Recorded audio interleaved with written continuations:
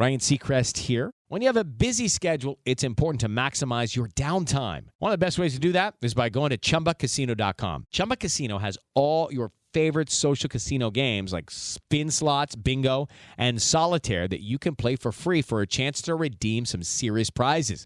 So hop on to ChumbaCasino.com now and live the Chumba life. Sponsored by Chumba Casino. No purchase necessary. VGW Group. Void where prohibited by law. 21 plus. Terms and conditions apply. If it's happening in professional wrestling, we're breaking it down. The matches, the moments, the rumors, and yes, even the hot takes. This is Pro Wrestling Focus. No nonsense, no wasted motion, just pure wrestling talk. Now, here's your host, Cody Springer. Hey guys, welcome back to Pro Wrestling Focus. Hope everyone's doing well. I know I usually try to get these episodes out earlier in the week, but listen, life happens. And this past week was a busy one for me, so I figured I'd wait, let everything settle, and now we can really get into it. First off, let's talk about it. My wife's birthday was this past Saturday, and we had family coming in from out of state, so it was a whole thing. You know how it goes. Big family gatherings, too much food, gotta love it. But then just when I thought I could sit back and relax, boom, Monday rolls around and it's my birthday. Yeah, that's right. My wife and I have birthdays just 2 days apart. Crazy, right? You'd think that would make planning easier, but nope. It just means twice the celebrations, twice the cake, and twice the reminders that I'm getting older, 1 year closer to being the grizzled veteran of the wrestling podcast game. At this rate, I might start cutting CM Punk style promos by next year. I'm kidding, guys. I'm not doing that. But enough about my sugar-fueled birthday coma, because we got a lot to get into today. We're talking about what went down on SmackDown this last week, Raw this past Monday, and some news stories making waves in the wrestling world right now. And trust me, there's plenty to talk about. So grab a drink, get comfortable, and let's get right into it.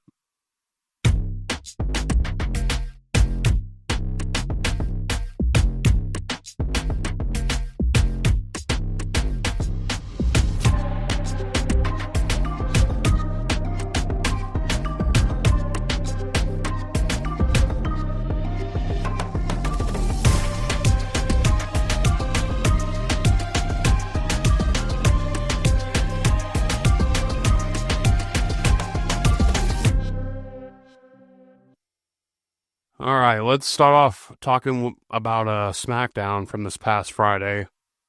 Cody Rhodes was on SmackDown, and he addressed John Cena's attack on him, the betrayal from Elimination Chamber.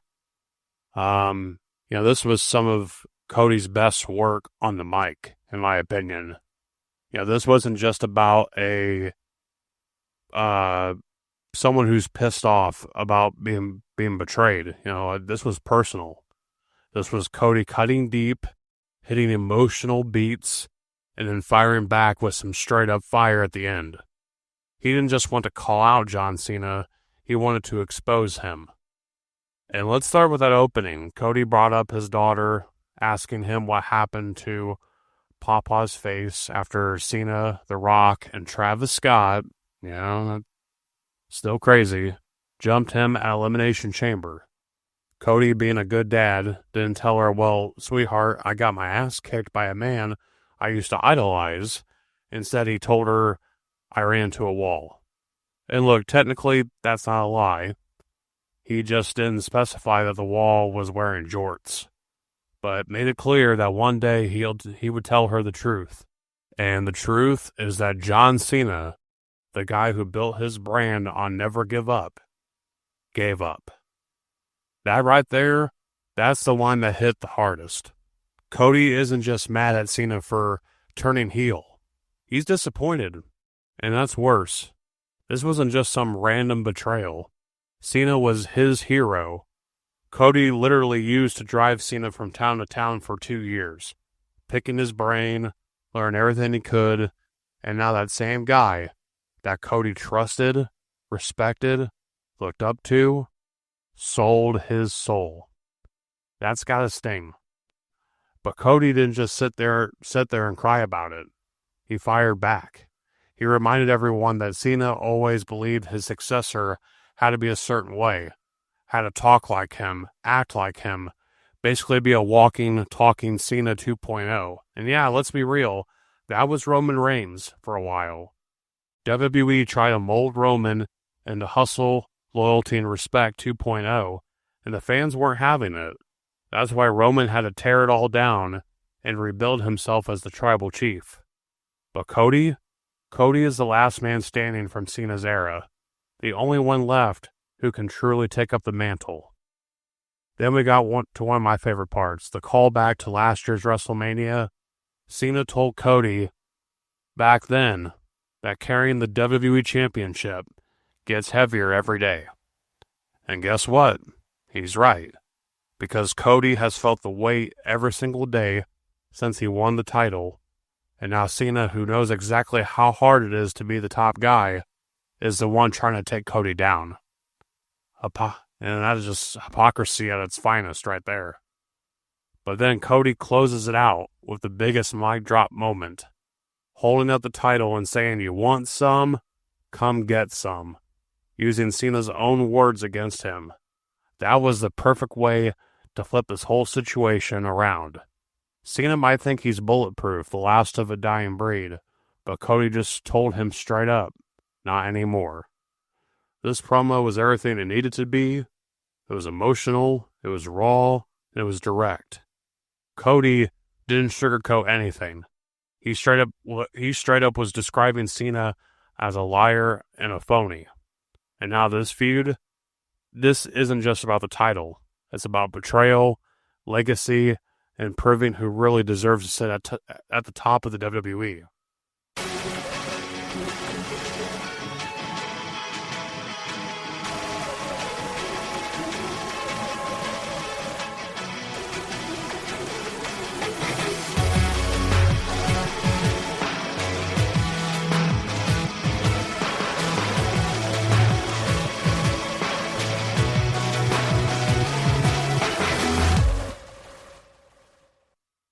We're going to talk about Cody's promo on Raw here in a little bit, but I want to talk about Naomi being finally revealed as Jade Cargill's attacker.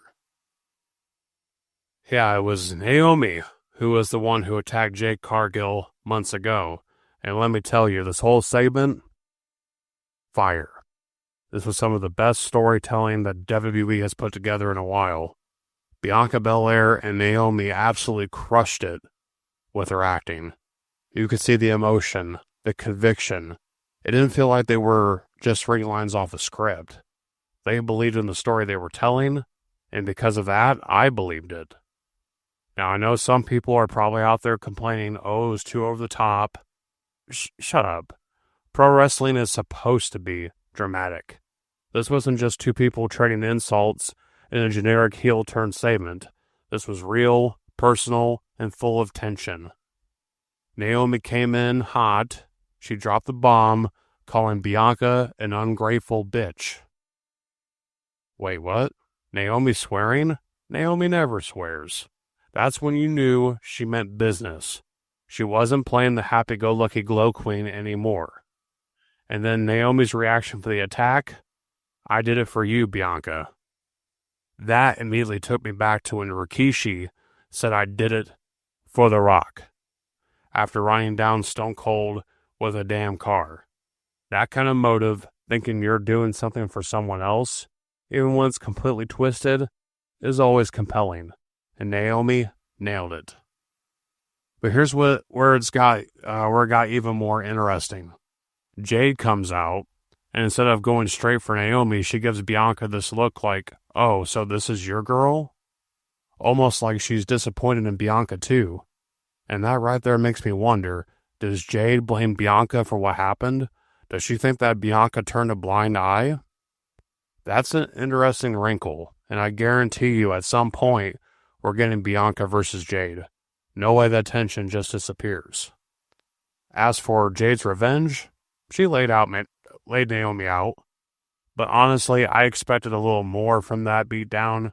Her first attack at the Elimination Chamber was brutal. It made a statement. This felt a little light in comparison. I wanted to see Naomi get wrecked. Maybe get slammed through a table, maybe even have Jade grab a microphone and tell her, "You just made the biggest mistake of your life." Something to really put an exclamation mark on the moment. But hey, it's early, they're playing the long game, and I think this feud is about to get nasty real soon. Bottom line, this was a damn good segment. The acting, the storytelling, the layers of drama, and everything you want from a big wrestling moment. Now let's see if WWE can keep this momentum going.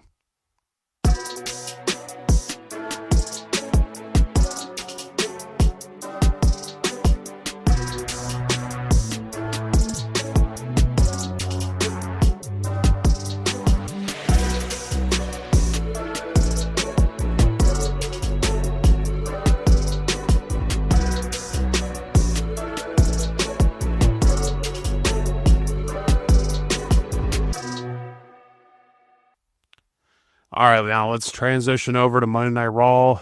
We're going to talk about Jey Uso here facing Grayson Waller, but we're not really talking about it for Grayson Waller. You know, this is Jey Uso's continuing feud with Gunther.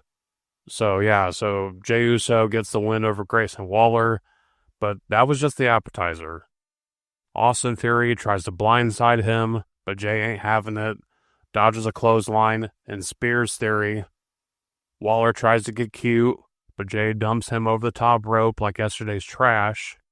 Then just as Jey's feeling himself, he climbs to the top, hits a picture-perfect Uso splash, and boom! He's standing tall until the ring general shows up.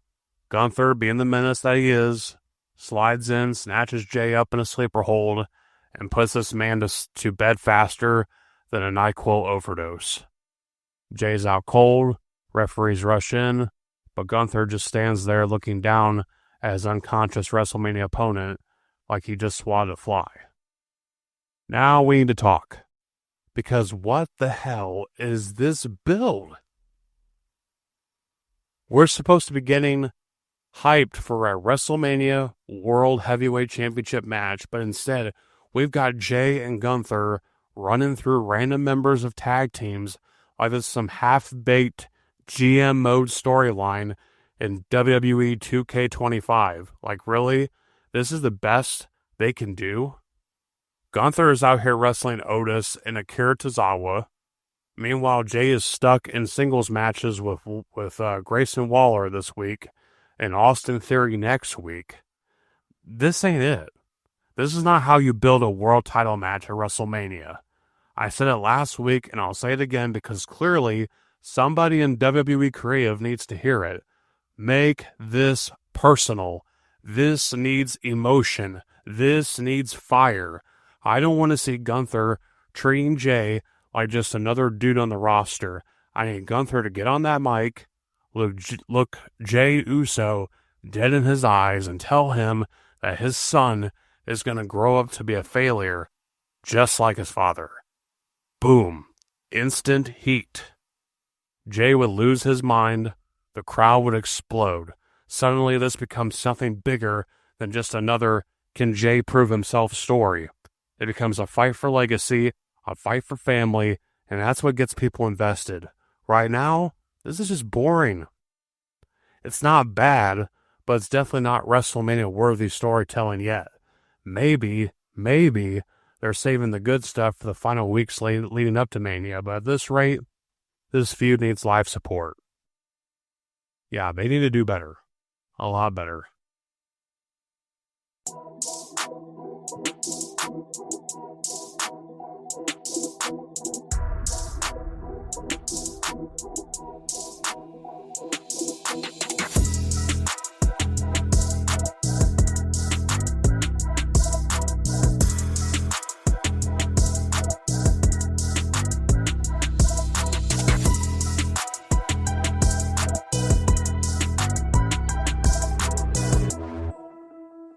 All right, so let's segue to Cody Rhodes, his promo on Raw. Like I said, that SmackDown promo was good, and Cody brought that same energy to Raw on Monday. He was going in on Cena. The moment that Cody walked out, the MSG crowd was already electric. And what does Cody do? He soaks it all in like the top guy that he is, then kicks things off with his usual. So, New York City. Hello, it is Ryan, and we could all use an extra bright spot in our day, couldn't we? Just to make up for things like sitting in traffic, doing the dishes, counting your steps, all the mundane stuff. That is why I'm such a big fan of Chumba Casino. Chumba Casino has all your favorite social casino-style games that you can play for free anytime, anywhere with daily bonuses. That should brighten your day a little. Actually, a lot. So sign up now at ChumbaCasino.com. That's ChumbaCasino.com. No purchase necessary. VGW Group. Void where prohibited by law. See terms and conditions. 18+. What do you want to talk about? But this wasn't just any promo. This was Cody Rhodes sending the message loud and clear to John Cena. And Cena wasn't in the building, obviously. And Cody made sure to point that out. Because, ducking the smoke is part of Cena's new heel persona. And Cody, he ain't having it. He called out Cena for having the nerve to talk about discipline in a social media post, while also kicking him in the nuts and jumping him with backup. Classic heel hypocrisy. But then Cody dropped the line. "Sit down, John, you goddamn moron." I don't think anyone expected Cody to flat out call Cena a moron, but man, did that hit. Cena, the guy who has spent his entire career preaching about hustle, loyalty, and respect, is now out here selling his soul to The Rock just to chase a 17th world title. And that's what this whole feud is really about. Cody nailed it when he said Cena's delusion is thinking 17 is happening. It's not. This is Cena's last shot, and Cody is ready to break the heart of the man he once idolized. And Cena's out here trying to write the final chapter of his career by making history. But Cody is the one holding the pen now. And that's what makes this feud so damn good. Cody isn't just fighting John Cena, the wrestler. He's fighting everything Cena used to stand for versus what he's become. He's fighting a man who spent years telling people to never sell out, only to turn around and sell out the moment it benefited him. This wasn't just a good promo, it was one of Cody's best. He wasn't playing defense anymore. He wasn't just reacting to Cena's heel turn. He went on the offensive and said, "I see through your BS, and at WrestleMania, I'm ending this." Cena still thinks he's the man, but Cody just told him straight up, he's the captain now.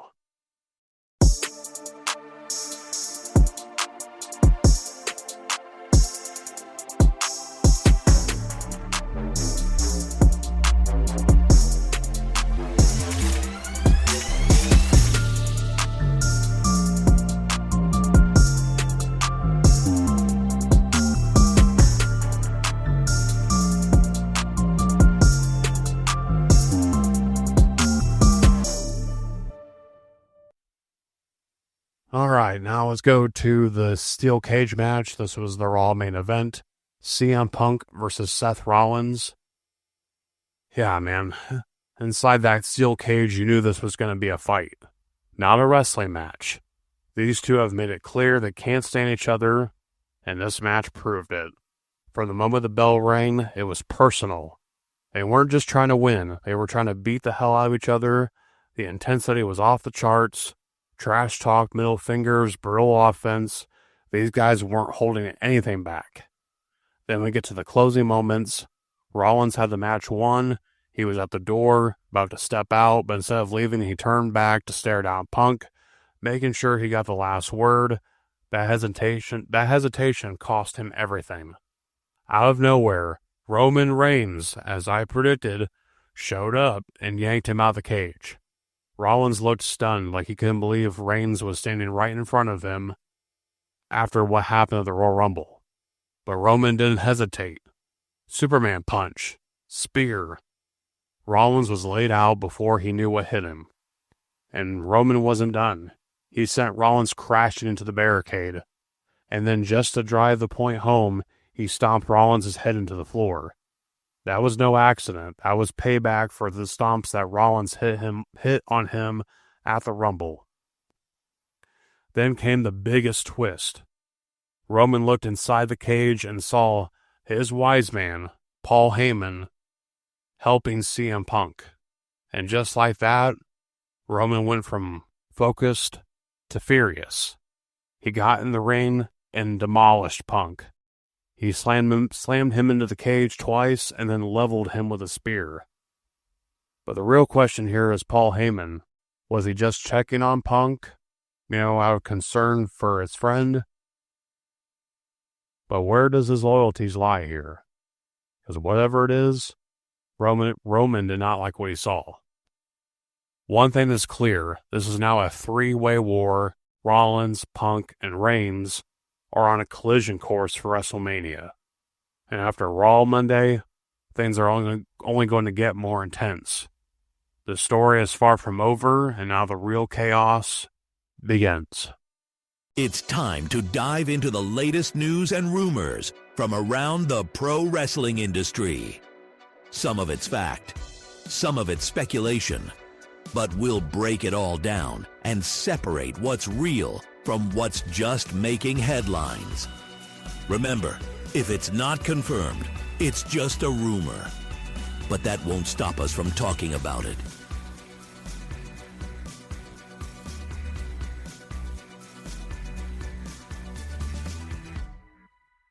All right, guys, let's get into the news here. Lex Luger will be inducted into the WWE Hall of Fame this year. He will be joining Triple H and Michelle McCool as part of the inductees for this year's Hall of Fame class. After years of speculation, controversy, and redemption, Lex Luger will finally be inducted into the WWE Hall of Fame. And let's be honest, this should have happened a long time ago. Cody Rhodes had the honor of delivering the news, and you could tell this meant a lot to Luger. This isn't just another Hall of Fame induction. This is about recognizing a man who went from being one of wrestling's biggest stars to hitting rock bottom, and then somehow finding his way back. Back in his prime, Lex Luger was a superstar in every sense of the word. He had the look, the physique, the charisma, everything Vince McMahon loved in a top guy. WWE tried to make him the next Hulk Hogan, sending him across the country on the Lex Express, positioning him as the all-American hero who was supposed to be the guy. The problem? The fans never really bought in. He had a solid WWE run, but when he jumped ship to WCW, that's where he truly made his mark. In WCW, Luger found his stride. He had memorable feuds with Ric Flair, Sting, and the NWO. And then there's that moment in 1997, the night he made history by defeating Hogan for the WCW Championship. The crowd reaction that night, electric. That moment should have cemented his legacy forever. But for all of Luger's success, his personal life was crumbling. He was battling addiction, drugs, alcohol, painkillers, and things spiraled out of control. And then there's the one thing that has haunted his legacy for over 20 years, the death of Miss Elizabeth. Luger and Elizabeth were in a relationship that, from all accounts, was volatile. There were incidents of domestic violence. It was toxic.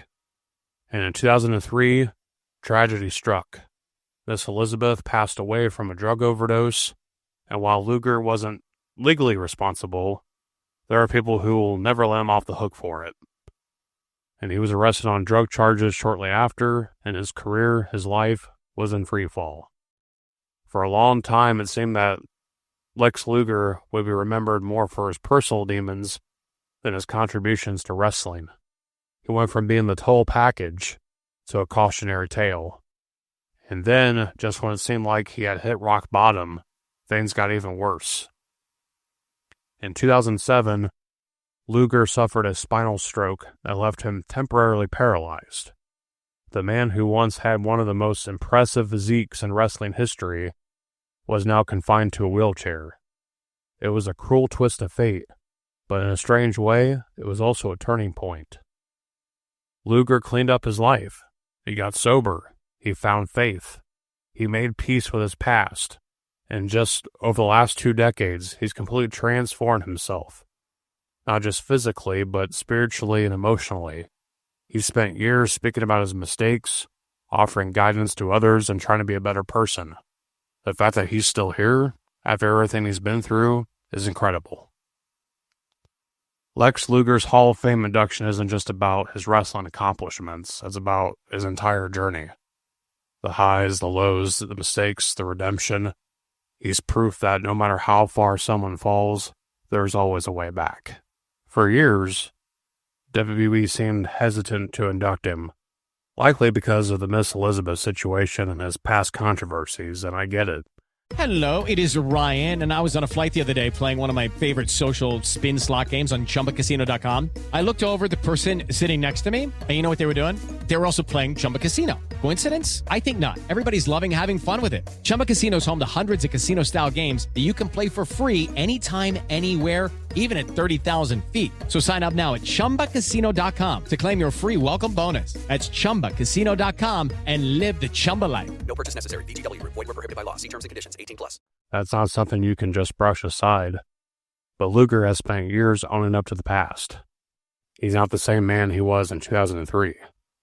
This induction is more than just a career achievement. It's closure. It's validation.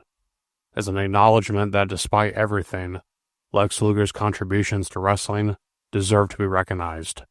And now the total package has finally taken his rightful place in the WWE Hall of Fame. And for once, wrestling got it right.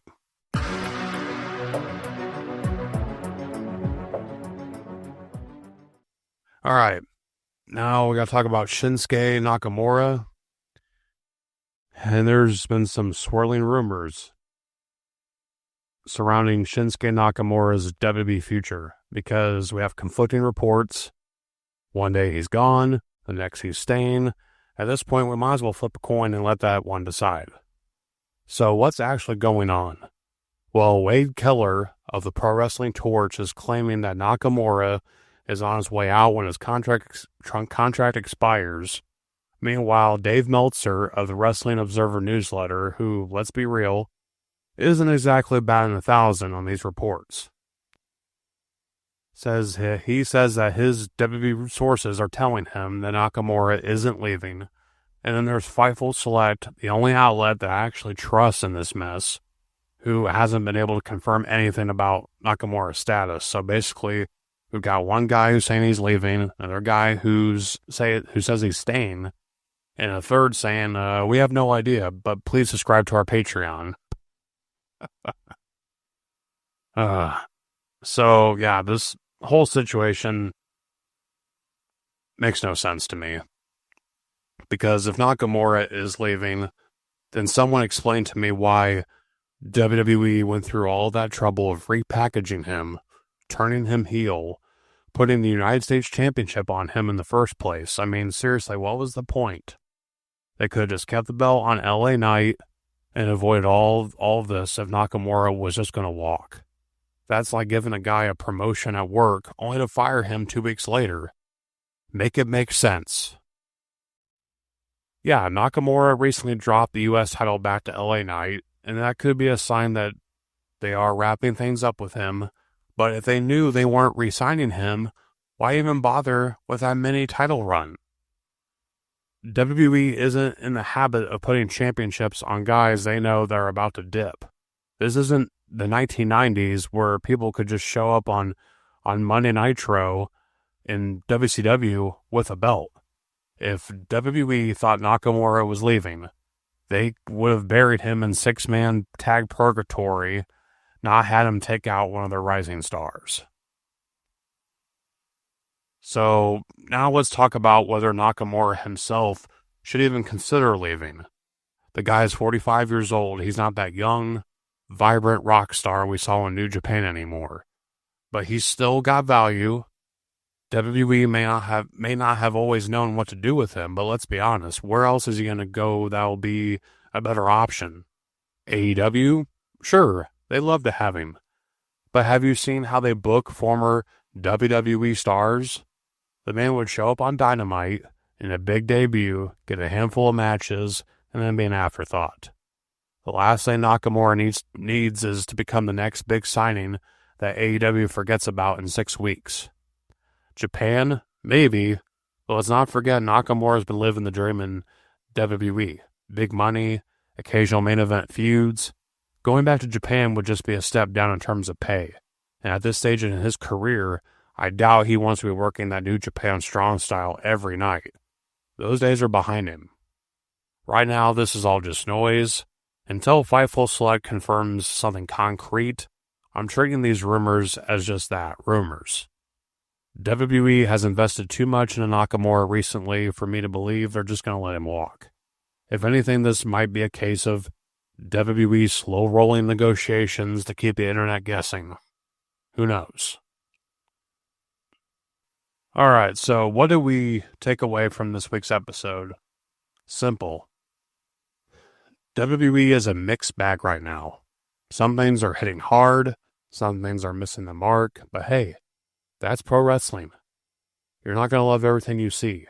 It's kind of like shopping for clothes. Sometimes you find that perfect shirt that fits you just right, and other times you squeeze into a pair of pants that make you question all of your life choices. Maybe that's a weird analogy, but hey, I'm rolling with it. Now, with WrestleMania getting closer, things have to heat up, right? And next week, WWE is heading overseas for their European tour, and guess who's back? John Cena. John Cena is making his grand return to Raw in Brussels, Belgium. This is must-watch TV. We need answers. Why did he sell out? What's going through his head? Maybe Cody will pull another savage move and straight up to tell him to go F himself, just like he did to The Rock. Wouldn't that be amazing? Yeah, probably won't happen, but I can dream. One thing's for sure, though. Cena's heel run is going to be legendary. I'm talking bigger than Hogan joined the NWO levels of insanity. And speaking of Hogan, what a trash human being. The dude made little kids cry at a signing recently. Who does that? He's lucky I don't have the energy to roast him today because I could go off. And honestly, he's not even worth it. Moving on. Before I get out of here, I just want to say a huge thank you to everyone listening, no matter where you are. I recently found out that I've got viewers or listeners in Russia and Italy. That's crazy. The fact that pro wrestling connects people across the world like this is just awesome, and I want to keep that energy going. So with that, I'm out of here. Thanks for tuning in. Whether you're listening on Spotify, Apple Podcasts, or wherever you get your fix, take care, be good, and I'll catch you on the next episode of Pro Wrestling Focus.